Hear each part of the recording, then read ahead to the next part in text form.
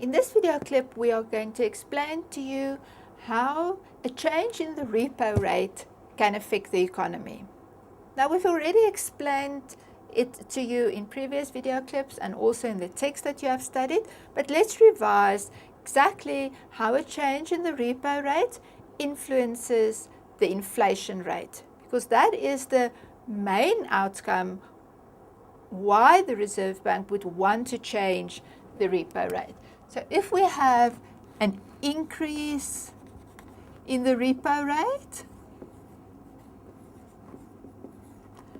that will lead to an increase in the lending rates of banks. When the lending rates of banks increase, there will be a decrease in demand for loans.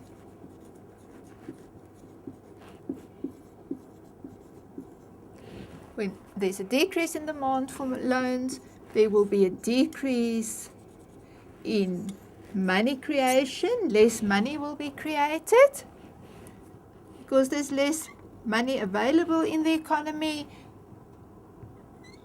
People can obtain fewer loans, consumption will come down, investment will come down. In other words, those two together forms part of aggregate demand. So aggregate demand will come down, and that will result in it being more difficult for firms to put up prices. So the inflation rate should also come down. Right, so when the Reserve Bank puts up the repo rate, it will usually be in order to bring down the inflation rate. But now, of course, it's not only going to affect the inflation rate. Because it influences the real sector, because it influences consumption and investment, an increase in the interest rate can lead to a decrease in economic growth. So that is something that the Reserve Bank always have to keep in account. When they are increasing the repo rate, they have to take into account that their actions will also influence economic growth. And especially in a developing economy with a high rate of unemployment, this is something that is very important. So they have to be very sensitive to how an increase in the repo rate is going to affect economic growth, and they have to make sure that it's really necessary to do that at this moment in time. Then an increase in the repo rate will also influence the inflow of foreign funds.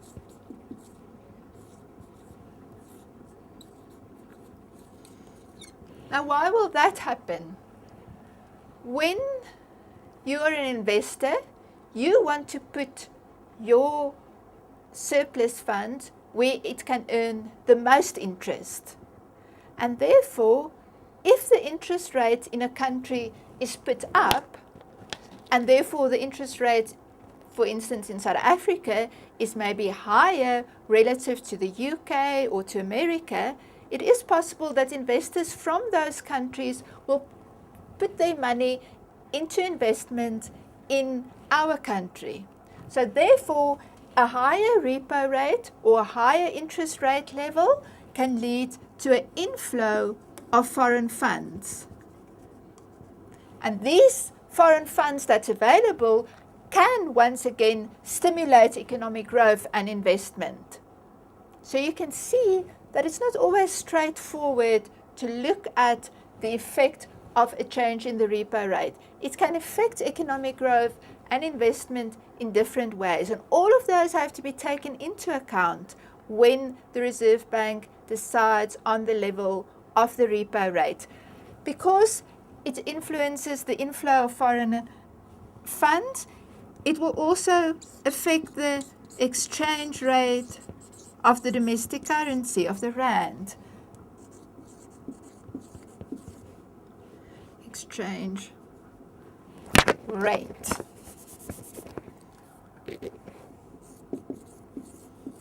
of the rand. When there are more foreign funds coming into the country, it means that there's a higher demand for rand because you can only invest using rand in South Africa, and therefore the rand will become stronger. And this will once again have an influence on the price that you pay for imports and the price that your exports are going to cost. So the exchange rate of the rand is another important factor that has to be taken into account when the central bank decides to change the repo rate. Right, so therefore, a change in the repo rate is not a decision that is taken lightly. Many factors are taken into account. They also take into account how it will influence variables in the future. This decision is taken by the Monetary Policy Committee. So it's not just one person, it's not just the governor of the Reserve Bank that takes this decision. It's a committee that gets together and they consider many variables and the effects on many variables before they decide to change the interest rate. So you have to make sure that you understand exactly how a change in the repo rate can influence different variables in the economy.